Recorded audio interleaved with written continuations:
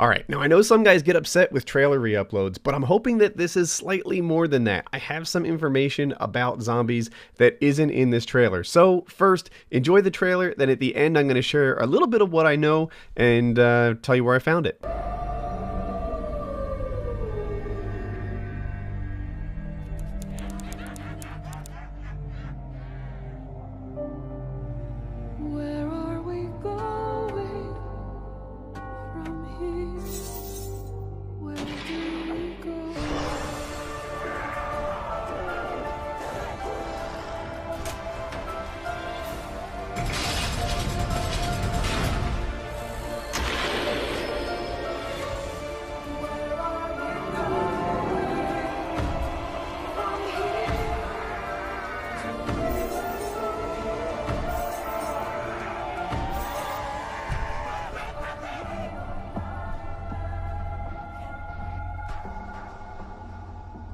It was a challenge to try and capture something as iconic as Alcatraz. You know about this. This is arguably the most famous prison in the world, and now you're in it. Just the space, the physicality of it, because it's quite claustrophobic. When modern day prisons are designed, they really consider not intimidating people or making the spaces, as least stressful as possible. Well, Alcatraz didn't suffer from those restrictions. They did the research, they went out, studied Alcatraz, not just from books or internet. They were actually there to feel the environment, so it really sets a mood that gets you a little spooked. Well, we kind of started with the base layout of Alcatraz. The entire island we ended up roughing out in kind of a white box form, and then figuring out what play spaces we wanted to use out of that, what would be the most interesting areas to play in, and the connections between spaces, and spaces that the public doesn't necessarily get to go into. We really did a lot of pushing to really enhance that psychological horror aspect that we're really looking for. And this is a really good opportunity to really tell something special. Like I got stuck right through the gates of hell! This time around, I feel like it's been identified that there are these side missions that you're going to go out and try to accomplish. Al and the rest of the groups put together this escape plan, but the point is to get the parts and assemble this plane so they can get off the island. We did something new for the first time. We have actually contextual music that goes off. So that's a first for zombies. And it's all based around this horror thriller aspect. Every location will have a specific stinger that you hear when you find it, when you discover it, when you start unraveling the story. We start building on the music that you're hearing, and it's really enhancing that experience and going along with it in parallel.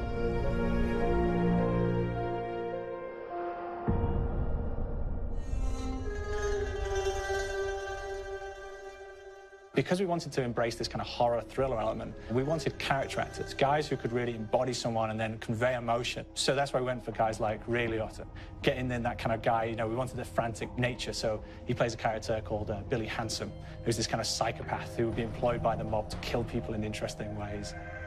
Chaz Palminteri, he plays a guy called Sal DeLuca, an old mob boss. Michael Madsen playing Finn O'Leary. He's kind of worked himself from the floor, from the streets. He's got his hands dirty in the blood and the guts a couple of times. And then we had Joe Pantoliano, and he plays Arthur Arlington, who's nicknamed the Weasel. Those guys, they bring a quality and a subtlety and timing that you can't really identify or try to recreate. Bring it on, you dirtbags! You start off in the afterlife mode, and that's just going to be what's going on. You're going to try to solve the mystery from the second you start. Afterlife, to me, brings a new element, like a new puzzle element. It forces me to think a little bit more or look for the clues or kind of think of zombies on a slightly deeper level. You see clues throughout the map that tell you, ooh, perhaps if I'm in the afterlife, I can interact with this object, or there's some puzzle going on here that I need to be in the afterlife. Back east, I whacked a dirty dentist with one of these. Took forever. Alcatraz has a Civil War kind of fort background before it turned into a penitentiary. And so we had this kind of backstory, the idea that the warden would have collected Civil War weaponry. And one of them is a blundergat. It's a fictional weapon, but the idea of the combination between a blunderbuss and a Gatling gun. And possibly, there might be a way of upgrading it to a more fantastical weapon that the players may find. I gotta go sometime. You just went now. There's one main zombie, one big zombie that's going to come through and wreak havoc on your life. He'll lock down the perk machine, he'll close down the box, so you have to pay to get that open again. So you don't want him to interfere with your process. Now's a good time to pick a fight. Why are you angry? It's a fun challenge. It keeps things moving forward. In terms of perks, we have a new perk called Electric Cherry.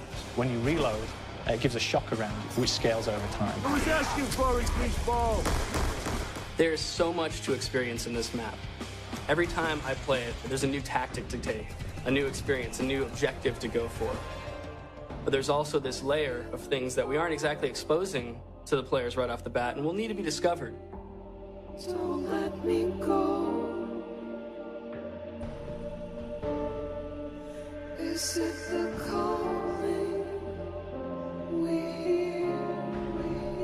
We've got the undead in there, we've got these historical elements, and these fantastic actors all seem to be with peace with each other in this kind of same world. So it's magical, and our team is incredibly excited by it. Is it the calling we hear? How do we know?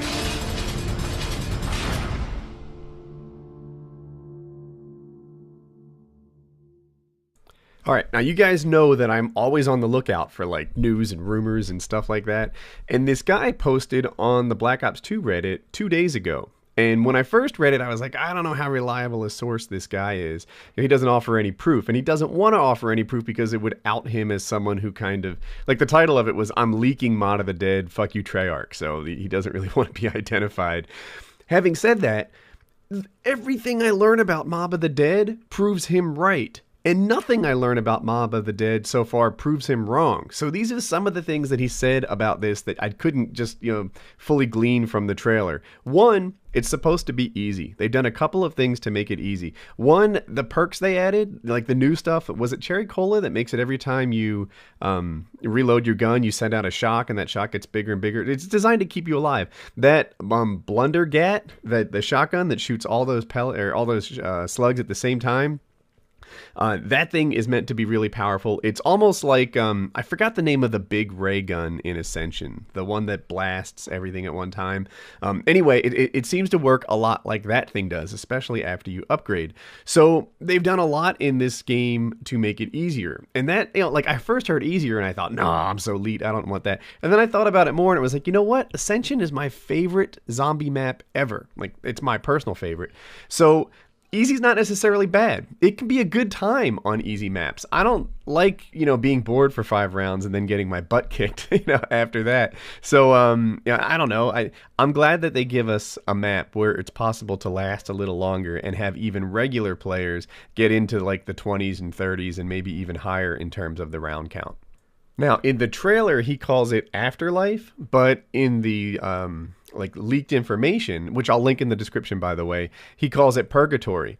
Something new in here is, how when you die in zombies, you just kind of spectate the other people until they beat the round and then you come back. Now you're going to be in Purgatory, and while you're there, you can move around, you can interact with things, you can build things that when you are resurrected to come back to life, you take with you. So like that's a whole new thing. Now, when you're in Purgatory, you don't just rage quit or whatever, then there's actually things to do, things that will help you with the rest of the game after you come back to life. And it's a really neat, I'm more excited about Mob of the Dead.